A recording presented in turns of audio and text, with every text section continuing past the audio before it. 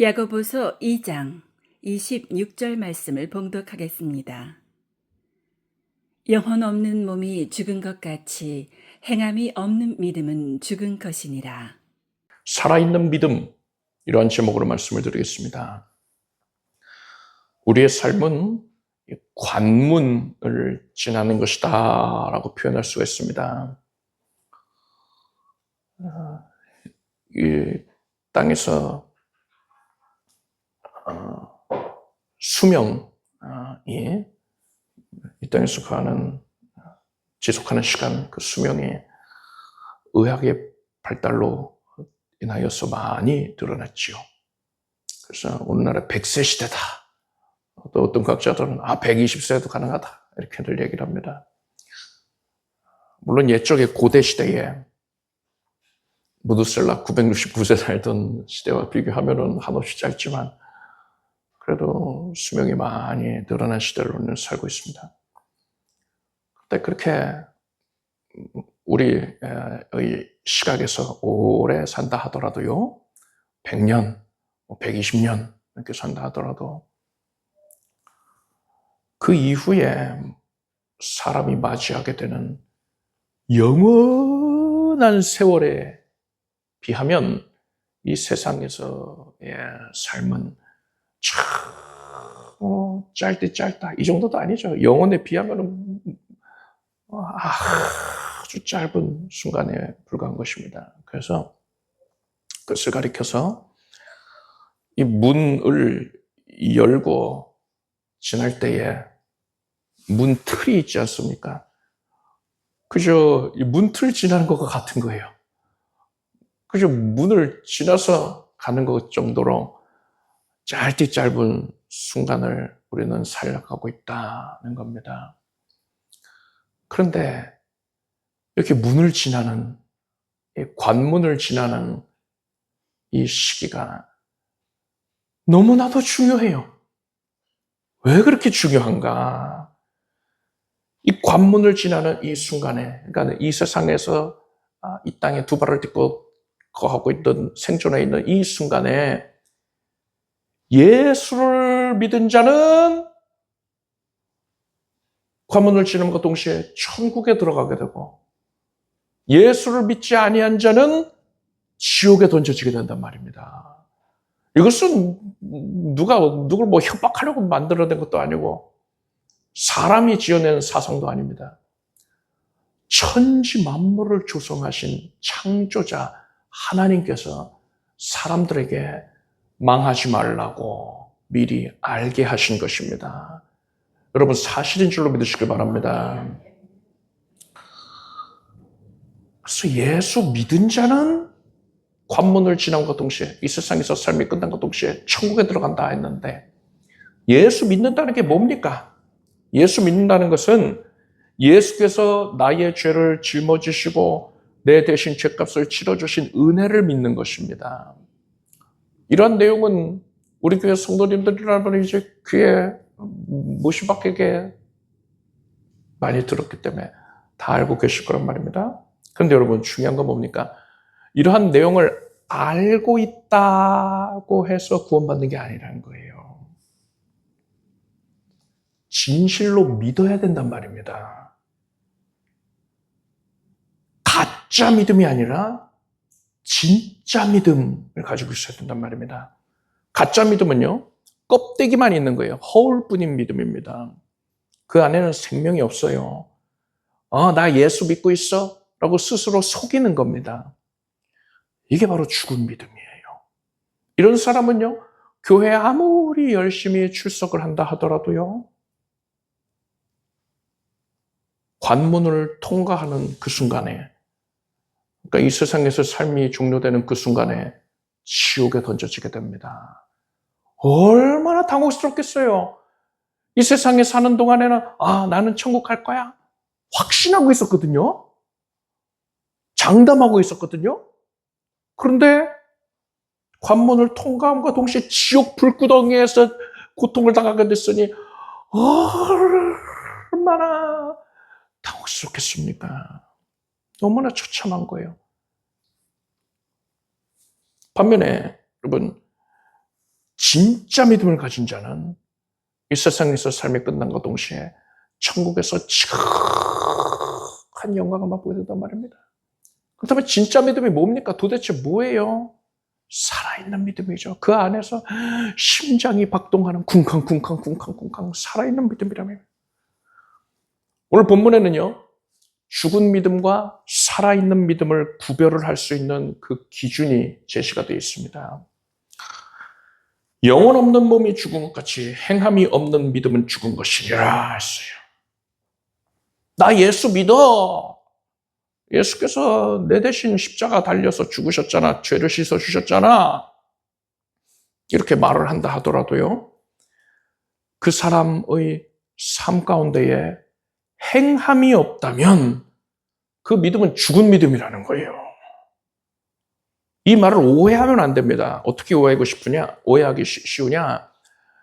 어떠한 행함, 그러니까 행위를 통해서 하나님께 인정을 받으면 내가 구원받는다. 이렇게 생각하면 안 돼요. 이건 행위 구원입니다. 이건 이단 사상이에요. 이 사람은 하나님의 은혜의 선물로 받아들이는 게 아니기 때문에 내가 뭔가를 해가지고서도 내 공로로 구원받는 것이다. 이렇게 생각을 하는 것이기 때문에 은혜에서 배제된 자가 됩니다. 이 사람은 구원을 절대로 못 받아요. 율법주의자예요. 이런 식으로 생각하면 안 되고요. 내가 어떤 행위로 인정받아야지 이렇게 생각하면 안 되고요. 구원받은 사람은, 그러니까 살아있는 믿음을 가진 사람은 어떠한 행함을 보일 수밖에 없다는 겁니다. 필연적으로 어떤 모습을 보일 수밖에 없다는 거예요. 자, 그렇다면 내가 과연 살아있는 믿음을 가진 자이냐, 아니면 죽은 믿음을 가진 자냐, 이거를 분별해야 되지 않겠습니까? 저는 오늘 살아있는 믿음을 가진 자가 보이는 대표적인 세 가지 특징에 대하여서 말씀드릴 것입니다. 그 첫째가 뭐냐?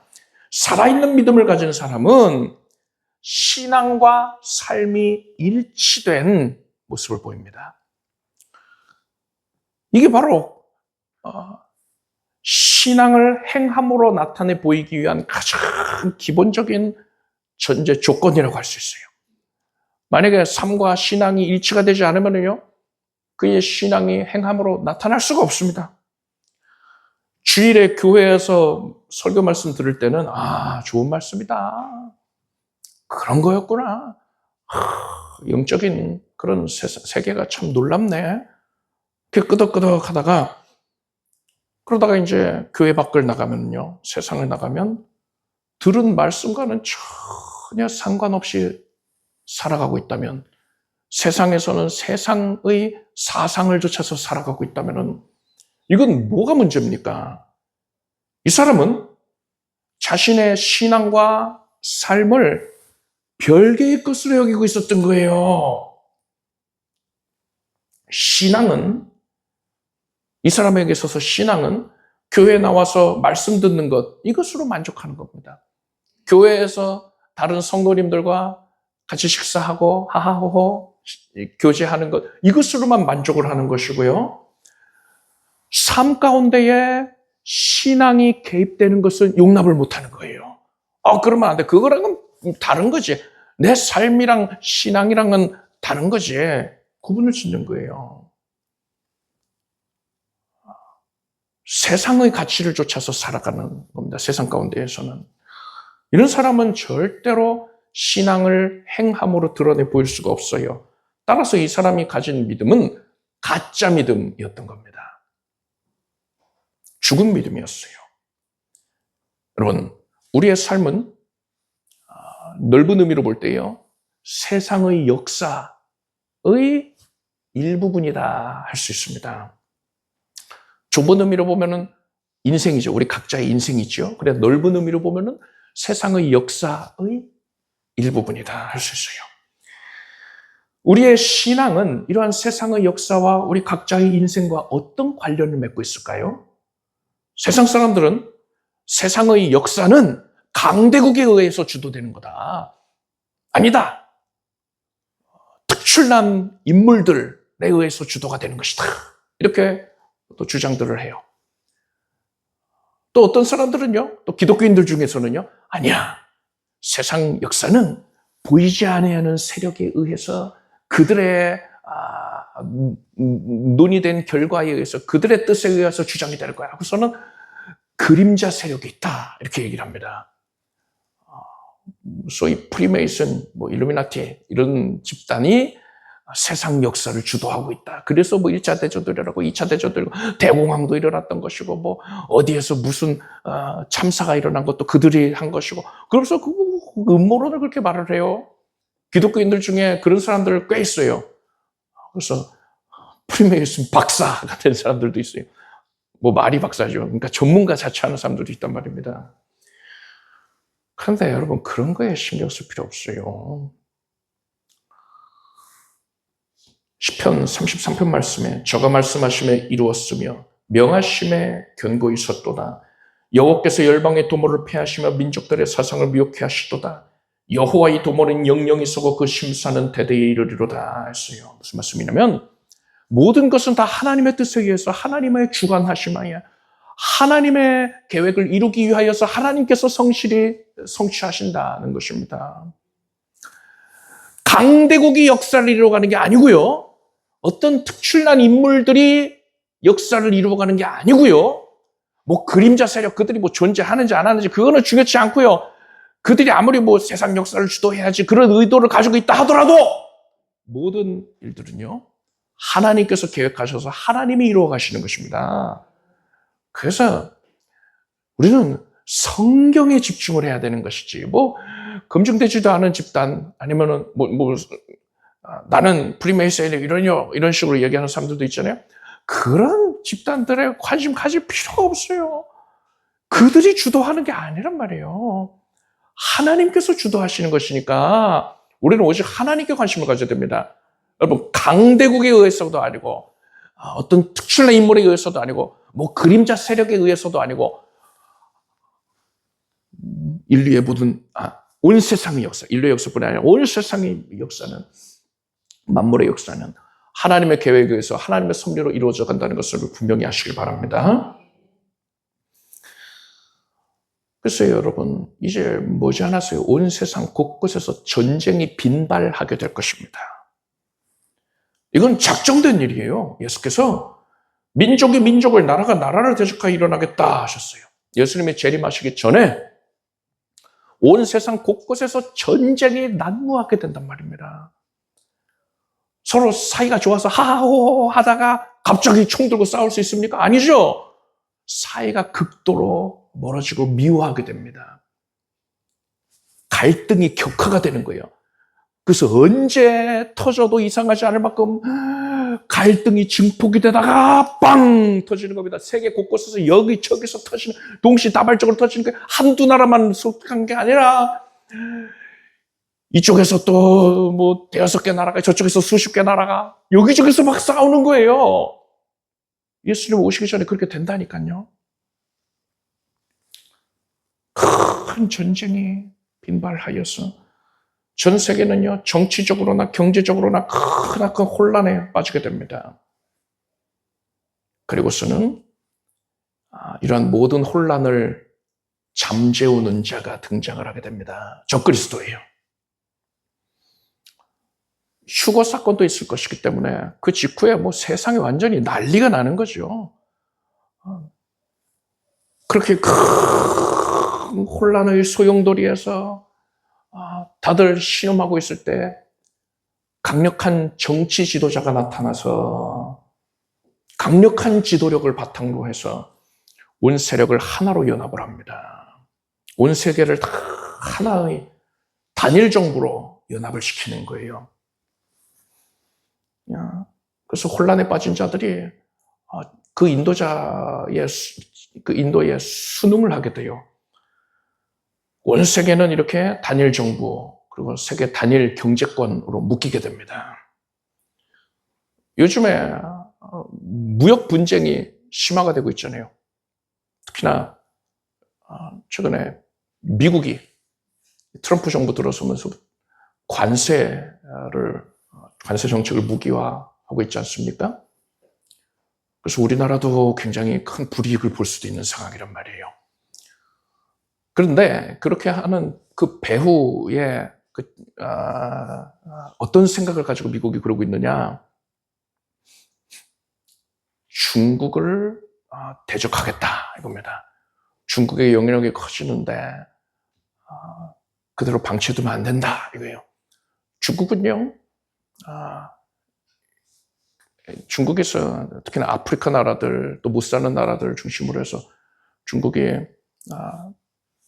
돈을 많이 빌려줍니다. 그래서 사회 기반 산업을 만들게끔 하고서 그거 못 갚잖아요. 돈을 못 갚잖아요. 그러면은 중국이 적극적으로 그 나라에 침투해서요, 경제뿐 아니라 정치에까지 큰 영향을 끼치고 있어요. 그래서 울며 겨자 먹기로 친중국이 되는 겁니다. 복속이 되는 거예요.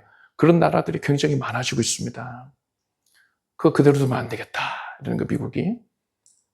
그래서 미국에서는 지금 당장 가시적으로 드러난 정책이 이제 관세인 겁니다.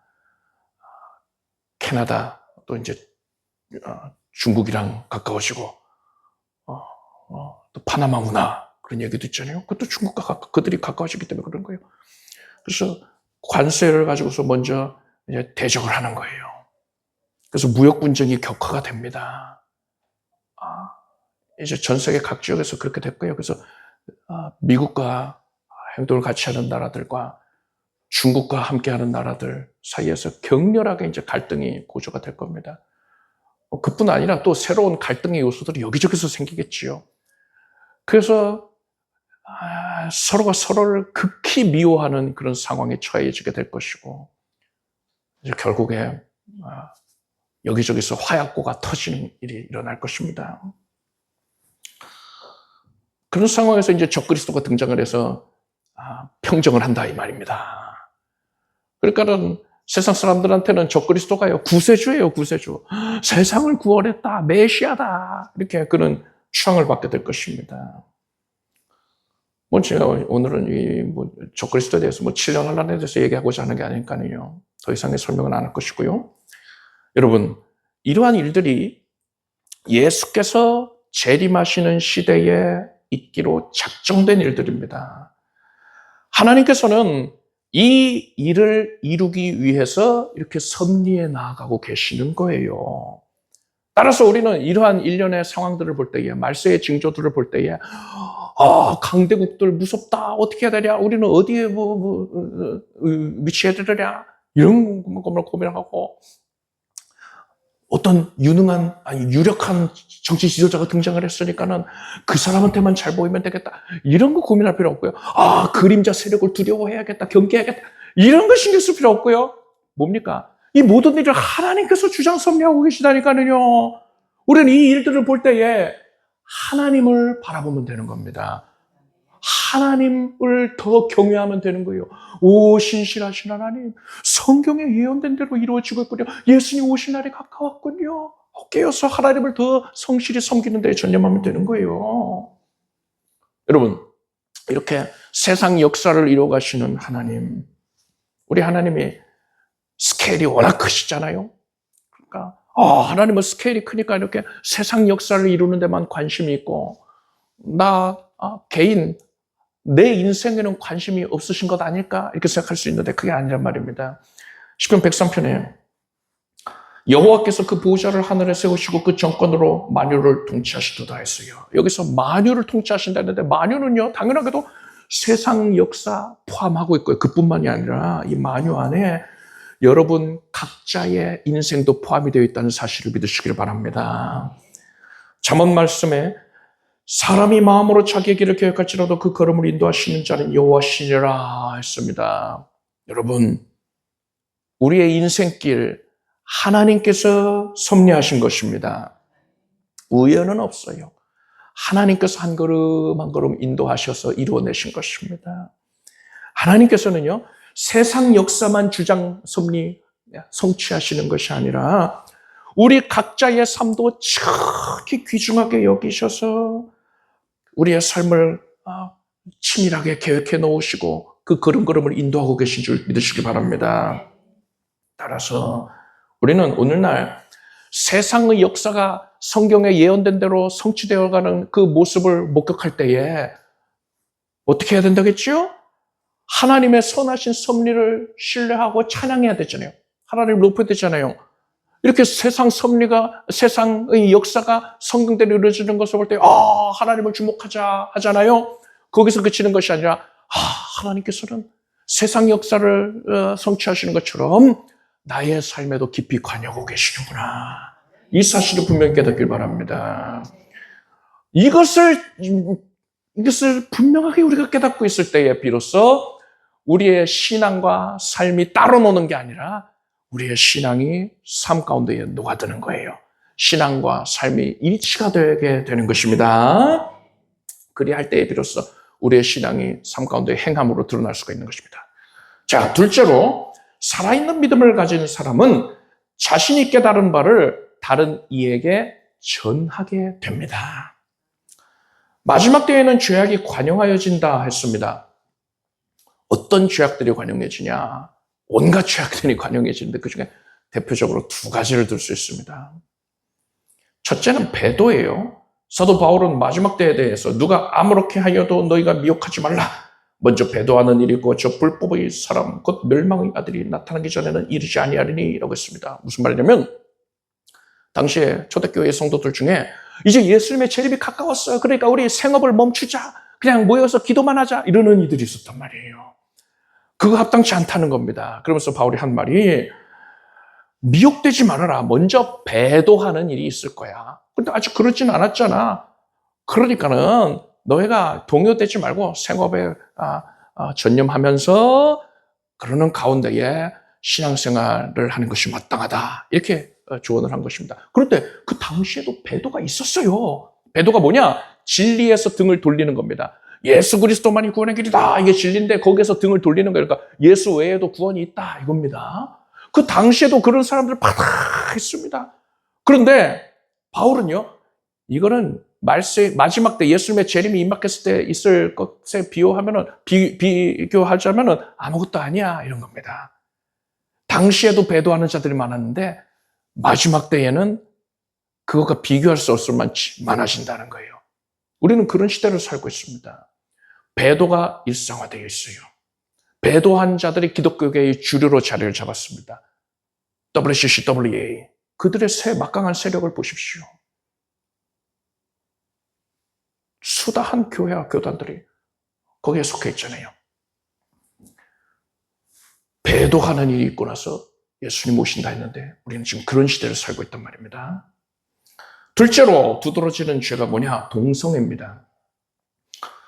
예수께서 마지막 때가 롯의 때와 같다 하셨어요. 롯의 때이 뭐냐? 소돔성에서 살았잖아요. 소돔성에 동성애가 난무했습니다. 남자가 남자를, 여자가 여자를 가까이 하는 거예요. 그래서 오죽하면은요, 여러분, 남성 동성애자를 가리켜서 소도미스트라고 부릅니다. 소돔성 사람이라는 거예요. 그러니까 동성애가 마지막 때에 극히 만연해지게 됩니다. 롯의 때 같다는 건 그것을 말하는 거예요. 동성애는 성경 말씀에 동성애는 하나님께서 가증히 여기시는 죄다 이렇게 선언하면은요, 강단에서 그렇게 선언을 하면은요, 그러면은 고발되는 나라들도 있어요. 성소수자를 핍박하는구나. 이해심이 없는 사람이다. 교양이 없는 사람이다. 이렇게 비난하기 일쑤입니다. 지금 그런 세상에 왔어요. 그리고 또 종교 다원주의 WCC 세력에 대해서 그들에겐 구원이 없다. 예수 외에 구원이 있다 주장하는 자들에겐 구원이 없다. 이렇게 말을 하면은 불화를 조장하는 자들다. 이렇게 매도하지 않습니까? 우리는 이렇게 배도와 동성애가 만연해진 시대를 살고 있습니다. 이게 바로 죄악이 관영한 상태입니다. 이것이 이러한 흐름은요, 여러분, 성경에 예언되어 있잖아요. 작정된 겁니다. 그래서 무슨 수를 쓰더라도 이런 흐름은 바꿀 수가 없어요. 그렇다면 우리는 이 모든 것에 체념을 하고서 그저 이 현실에 묵묵히 순종해야겠습니까? 따라가야겠습니까? 아니에요. 우리는 그러한 현실을 바꿀 수는 없지만 그러한 현실을 거부할 수는 있습니다. 우리 각 개인은 그것을 거부할 수 있어요. 죄악된 흐름에서 우리 각 개인은요, 벗어나서 뛰어오를 수가 있습니다. 강한 물살이 흐르는 때 연어가 거기서 뛰어 올라가잖아요. 강물을 거슬러 올라가잖아요. 살아있는 신앙을 가진 자는 그럴 수 있다는 거예요. 우리가 그런 모습을 보이면은요, 죄악 가운데에 그 말세의 흐름에 둥둥둥둥 떠내려가던 자들이 우리의 모습을 보는 겁니다. 아, 거부할 수 있구나. 이걸 그들이 깨달아요. 그래서 비로소 같이 뜀박질하면서 거슬러 올라가게 됩니다. 그들이 예수 믿게 되는 거예요. 이게 전도입니다, 전도. 여러분, 죄를 죄라고 지적하고 당신은 죄인입니다. 죽어서 지옥 가야 돼요. 유일한 길은, 유일한 구원의 길은 예수 그리스도밖에 없습니다. 그것을 일러줘야 됩니다. 우리의 삶을 통해서 나타내 보여야 되는 거예요. 그게 전도예요. 트럼프 대통령, 미국 대통령 집권하고 나서요, 많은 변화가 있잖아요. 굉장히 고무적입니다. 이전에 바이든 정부 때 뭐 취임식이라든가 여러 공식 행사에서 목사라 하는 자들을 데려다가 기도를 맡기는데 목사도 아니에요. 그들이 뭐라고 하느냐? 기도 말미에 우리가 섬기는 모든 신의 이름으로 기도합니다. 이렇게 기도. 트럼프가 집권을 하고 나니까 취임식에서 기도를 할 때 예수 그리스도의 이름으로 기도드립니다. 그 전에는 미국에서는 성별을 남성, 여성하고 자기가 선택하는 성별을 따로 두었습니다. 그것을 비난해서는 안 된다. 군대 내에서도 그것을 존중해 줘야 된다. 트럼프가 그것을 완전히 철폐해버립니다. 남성, 여성밖에 없지 않느냐. 그리고 트럼프가 선거운동 중에도 예수 그리스도는 논쟁의 대상이 아니다. 예수 그리스도는 신앙의 대상이다. 타협 없이 예수 그리스도 섬기겠다 한 겁니다. 트럼프의 신앙이 구체적으로 어떨지는 저는 잘 모르지요. 그런데 여하간에 그렇게 악한 흐름을 뜀박질해서 거슬러 올라가는 모습을 보이고 있지 않습니까? 그래서 수다한 자들이 거기에 동조하고 있어요. 미국의 유력한 그런 정보통신업계들, 특히나 SNS를 소셜 네트워킹 서비스를 그렇게 제공하는 업체들 보면은요, 이제 정부에서 자기들을 제재할까봐 성별을 모호하게 만들던 것, 동성애를 주장하던 것, 이런 것들을 철폐하기 시작했단 말입니다. 전 세계적인 그런 악한 흐름들, 그것을 막을 수는 없지만, 물살을 거슬러 완전히 바꿀 수는 없지만, 각 개개인이 그것을 거부해서 뛰쳐 올라갈 수 있다는 것을 지금 앞장서서 보여주고 있는 모습이 아니겠습니까? 굉장히 좋은 모습이에요. 그래서 여러분 각 개인, 우리가 예수 믿는 자들은요, 악한 흐름, 이 마지막 때에 작정된 흐름에 그저 몸을 맡긴 채 둥둥 떠내려갈 것이 아니라, 그건 죽은 믿음이에요. 그것이 아니라 살아있는 믿음을 가졌으니 우리는 그것을 거부하고 거슬러 올라갈 수 있기를 바랍니다. 그 모습을 다른 이들에게 보여줄 수 있기를 바랍니다. 자, 세 번째로 살아있는 믿음을 가진 자는 순교할 수 있는 자입니다. 예수께서 천국에 대한 가르침을 주시면서 천국은 마치 밭에 감춘 보화와 같으니 사람이 이를 발견한 후 숨겨두고 기뻐하여 돌아가서 자기의 소유를 다 팔아 그 밭을 샀느니라. 또 천국은 마치 좋은 진주를 구하는 장사와 같으니 극히 값진 진주 하나를 만나며 가서 자기의 소유를 다 팔아 그 진주를 샀느니라 했습니다. 옛날에는 은행이 없잖아요. 또 그렇게 뭐 돈 모으는 그런 기관이 있었다 하더라도 신뢰할 수가 없잖아요. 그래서 만약에 다른 나라에서 쳐들어왔다 하면은 자기 재물을 가지고 짊어진 채로 그걸 피난을 가긴 힘드니까는요, 막대한 재물이라면 그것을 땅속 깊은 곳에 묻어뒀습니다. 뭐 집 안에서도 땅을 파가지고서는 묻어둔 거예요. 그런데 전쟁통에 뭐 집도 다 무너지고 황폐화되고 이 사람도 피난 갔다가 죽었어요.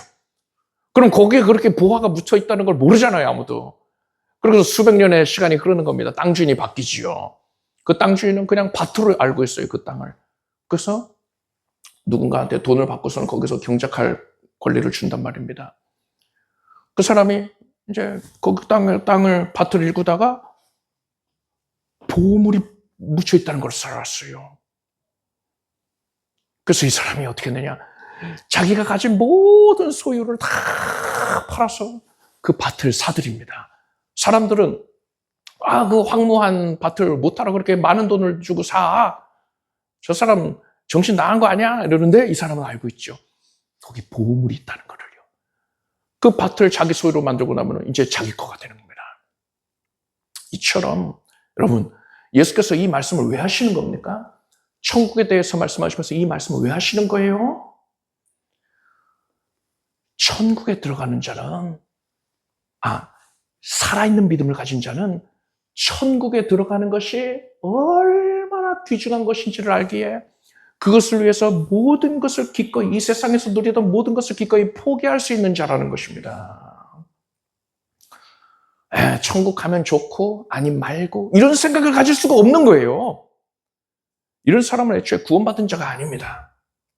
여러분은 천국을 소망하길 바랍니다. 간절하게 열망하길 바랍니다. 예수께서는요, 사람이 만일 온천을 얻고도 제 목숨을 잃으면 무엇이 유익하리요? 사람이 무엇을 주고 제 목숨을 바꾸겠느냐 하셨습니다. 사람에게 있어서 가장 중요하게 여기는 게 뭡니까? 자기 목숨이란 말입니다. 그래서 목숨을 얻기 위해서 무엇이든지 포기할 수 있다 이거죠. 사람이 이토록 자기 목숨을 귀중하게 여기는데 만약에 여러분 생각해 보세요. 누군가가 총을 들이밀면서요. 6.25 때 실제로 괴뢰군들이 어떤 마을에 와서 예수 믿는 자들을 핍박을 했다고 합니다. 너 예수 믿는 거 부인해라. 왜냐면은 공산주의, 사회주의 자체가 마귀의 사상에 기인하게 있기 때문에 그런 모습을 볼 수밖에 없어요. 여러분, 만약에 그 괴뢰군들이 와가지고서는 여러분을 겁박하고 있어요. 목숨을 잃고 싶지 않다면은 예수 믿는 믿음을 부인해라. 이렇게 협박하면 이러면 어떤 모습 보이겠습니까? 크게 두 가지 모습 보이겠죠. 첫 번째는 나는 천국에 들어가는 게 가장 중요한 것임을 알고 있다. 그래서 나는 예수 부인 못해. 난 죽겠다. 그래서 아멘, 주 예수여 어서 오시옵소서 이렇게 외치면서, 아니면 주여 저들을 사하여 주소서 자기 일을 알지 못하니이다 이러면서 죽임 당하겠지요. 순교하는 겁니다.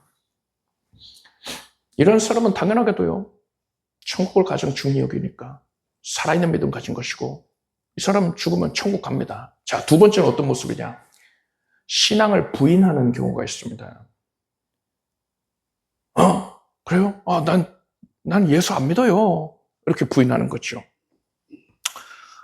이런 사람은 천국에 합당치 아니하는 죽은 믿음을 가진 자다라는 겁니다. 그러면은 여러분 이제 심각해지는 겁니다. 생명의 위협 앞에서 순교하는 것을 선택하지 않고 신앙을 부인한 사람들, 이 사람들은 모두 구원 얻지 못한다는 겁니까? 다 지옥 간다는 겁니까? 그 말이 아니에요. 베드로의 경우를 보십시오. 예수께서 너희는 나를 누구로 하느냐? 아니 베드로가 주는 그리스도시요 살아계신 하나님의 아들이시니이다 했어요. 그러자 예수께서 바요나 시몬아 네가 복이 있도다. 이를 내게 알게 하는 혈육이 아니요 하늘에 계신 내 아버지시니라 하셨습니다. 베드로는 하나님께 은총을 받아서 이러한 신앙을 고백할 수 있었다는 겁니다. 즉 주는 그리스도시여 살아계신 하나님의 아들이시니라 이 고백을 할 때에 이 당시에 베드로는 이미 구원받은 상태였다는 거예요. 그런데도 베드로가 이후에 어떤 모습 보입니까? 예수님이 체포되셔서 대제사장의 뜰에 끌려가셔가지고서 모진 고난을 당하실 때에 그 모습을 지켜보기 위해서 베드로가 잠입을 했거든요. 그런데 주변에 있던 사람, 모닥불을 같이 뜯던 다른 사람들이 너도 저 예수의 제자가 아니냐 했어요. 그때 베드로가 자기의 또 체포될까봐 생명의 위협을 느끼고는 나는 저 예수를 알지도 못한다 하면서 마지막에는 저주하면서까지 부인합니다. 3번을 그리 부인한 거예요. 여러분, 이게 앞에서 너 예수 믿는 거 부인해야지 살려줄 거야. 이렇게 협박받았을 때 나 예수 안 믿어요. 이렇게 부인한 것과 다를 바가 뭐가 있습니까? 베드로가 부인한 거예요. 자, 그러면 구원받았던 베드로가 구원이 취소된 겁니까? 아니에요. 베드로는요, 마음은 간절히 원하였지만 예수 그리스도를 주를 위해 내가 생명까지도 아끼지 않고 내어드리겠습니다. 이렇게 고백을 할 정도였는데 베드로는요, 육신이 연약했던 겁니다. 마음으로는 예수를 따르고 싶었지만 두려움에 사로잡혀서 실수를 했던 거예요. 살아있는 믿음을 가진 자는 순교할 수 있어야 된다 라고 말씀드렸잖아요. 이 말은 이 세상 그 무엇보다도 예수 그리스도를 가장 사랑하고 또한 천국에 들어가는 것을 가장 귀하게 여겨야 된다. 그래서 만약에 순교할 수밖에 없는 상황에 이르게 되었을 때에는 주저없이 순교할 수 있어야 한다라는 바로 이 말을 적극적으로 인정하고 동의할 수 있어야 한다는 겁니다. 당연하죠. 그렇게 해야지요. 아멘 하고 반응을 해야 된다는 거예요. 그런데 사람은 연약하잖아요. 그게 맞다는 걸 알면서도 베드로처럼 두려움으로 인해서 실수할 수 있단 말입니다. 그러면 구원이 취소되냐? 아니란 말입니다. 하나님께서 안타깝게 여기시는 거지요. 그렇지만 그것 때문에 지옥 가는 거 아니에요. 이렇게 나는 정말 예수 그리스도를 섬기는 것이 가장 중요하고 내 생명보다도 귀하고 천국 들어가는 것이 가장 귀합니다 라고 절실히 고백하면서도 연약해서 나 예수 안 믿어요 이렇게 부인하는 자들, 그럴 수 있다는 겁니다. 그렇지만 아예 애초에 예수 믿는 신앙을 중요하게 여기지도 않고 천국 들어가는 것도 관심이 없는 사람이었다면요. 그런 사람은요, 생명의 위협 앞에서 그 사람이 주저함 없이 예수 안 믿는다 이렇게 선언한다면 이 사람은 어떻게 되겠습니까? 누구든지 사람 앞에서 나를 부인하면 나도 하늘에 계신 내 아버지 앞에서 저를 부인하리라. 예수께서 이렇게 말씀하셨습니다. 이 사람은 애초에 구원을 못 받았기 때문에 그런 모습을 보이는 겁니다. 죽은 믿음을 가진 자였던 거예요. 예수께서는요, 사람이 친구를 위하여 자기 목숨을 버리면 이에서 더 큰 사랑이 없나니 라고 하셨습니다. 이 말씀대로 예수께서는 우리를 위해서 자기 생명을 내어주셨습니다. 가장 큰 것을 내어주신 거예요. 이 사랑을 우리가 받았는데 우리가 예수님께 뭘 아끼겠습니까? 내 생명이라도 아끼지 않고 예수님께 드려야 하는 것이 마땅하다는 걸 여러분 믿으시길 바랍니다. 그것을 당연하게 고백하길 바랍니다. 그래서 여러분은 예수님의 은혜에 감사해서 목숨까지도 아끼지 않고 내어드리겠다라고 적극적으로 동의하고 그것을 인정하는 살아있는 믿음을 소유하길 바랍니다. 결론을 말씀드리겠습니다. 교회에 빠짐없이 출석하고 있다고 해서 구원받는 게 아닙니다. 절대로 아니에요. 죽은 믿음으로는 구원 못 받습니다. 반드시 살아있는 믿음을 가져야 됩니다. 오늘 본문 말씀에서 살아있는 믿음을 소유한 사람은 행함으로 그것을 드러내 보일 수밖에 없다고 했습니다. 어떤 행함이 있어야 된다고 했습니까? 세 가지예요. 첫째는 신앙과 삶이 일치가 되어야 됩니다. 두 번째는 내가 진리 안에서 깨달은 바를 모르는 사람에게 적극적으로 전해줘야 돼요. 세상의 악한 시류에 같이 흘러가는 게 아니라 그것은 죄다 하면서 올바른 길로 내가 나아가는 모습을 나타내 보여야 됩니다. 오직 예수밖에 구원의 길이 없다는 사실을 드러내 보여야 돼요. 그것이 전도가 되는 것입니다. 그리고 세 번째로 순교할 마음의 준비가 되어 있어야 됩니다. 예수 그리스도를 나의 생명보다 귀중히 여기고 천국 들어가는 것이 가장 중요함을 알아야 됩니다. 그래서 예수님을 위해서 생명까지 아끼지 않고 내어드리는 것이 마땅하다라고 적극적으로 동의를 할 수 있어야 하는 신앙인 것입니다. 그것이 살아있는 신앙인 것입니다. 여러분 모두는 살아있는 믿음을 소유하길 바랍니다. 여러분의 삶 가운데에 이런 행함이 드러나게 되길 바랍니다. 그래서 구원의 은혜를 누리는 우리가 되길 바랍니다. 기도하겠습니다. 하나님, 죽은 신앙이 아니라 살아있는 신앙으로 하나님 앞에 서게 해 주시옵소서. 신앙과 삶이 일치되게 해주시고 악한 시류에 휩쓸려가는 것이 아니라 그것을 거슬러 올라가게 하여 주시옵소서. 많은 이들의 그것을 드러내 보이게 하소서. 예수 그리스도를 가장 귀히 여기고 천국 가는 것을 지극히 중히 여겨서 예수를 위하여 생명까지도 아끼지 않고 내어드려야 마땅하다는 것을 적극적으로 고백하게 해주시옵소서. 예수님의 이름으로 기도드립니다. 모두 자리에서 일어나셔서 가슴을 써놓고 앞부서 써놓고 기도하겠습니다.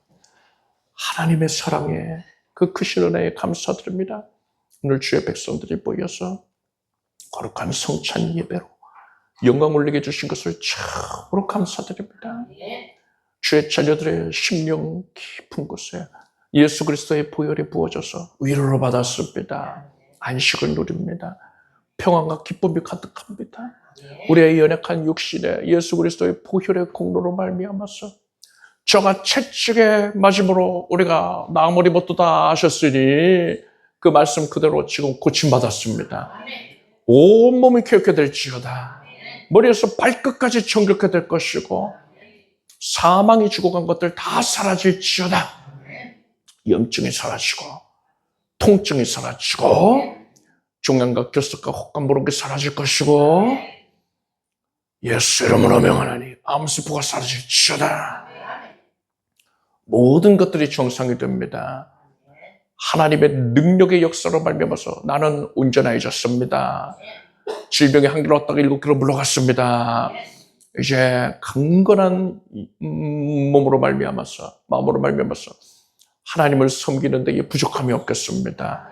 주의 백성들의 삶의 현장에 깊이 개입하여 주셔서 이른 비와 늦은 비의 은택을 내리시고 풍성의 결실 맺게 해주시옵소서. 이제 결실의 때가 도래합니다.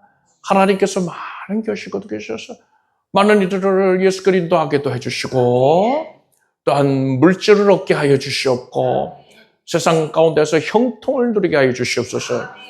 하나님께서 주신 온갖 것들을 다 헤아려 보며 영광 올리게 하시고 많은 이들이 그 모습을 보고 블레셋 사람들이 이삭의 형통을 보고 주께로 나온 것처럼 주께로 나오게 해주시옵소서. 하나님의 능력의 역사를 향유할지어다. 예수님의 이름으로 기도드립니다. 믿은 대로 될지어다. 하나님께 박수 보내겠습니다. 자리에 앉으십시오. 준비하신 예물을 정성된 마음으로 하나님께 드리겠습니다. 드리신 예물을 위해 축복 기도하겠습니다. 하나님을 사랑하는 마음으로 감사하여 예물 올립니다. 모든 것이 하나님께로부터 임한 것임을 고백합니다. 오늘 이 거룩한 헌신에 참여한 모든 주의 자녀들이 크게 복되게 해 주시옵소서. 가지고 있는 모든 소원이 주 안에서 응답되는 기쁨을 누리게 해 주시옵소서.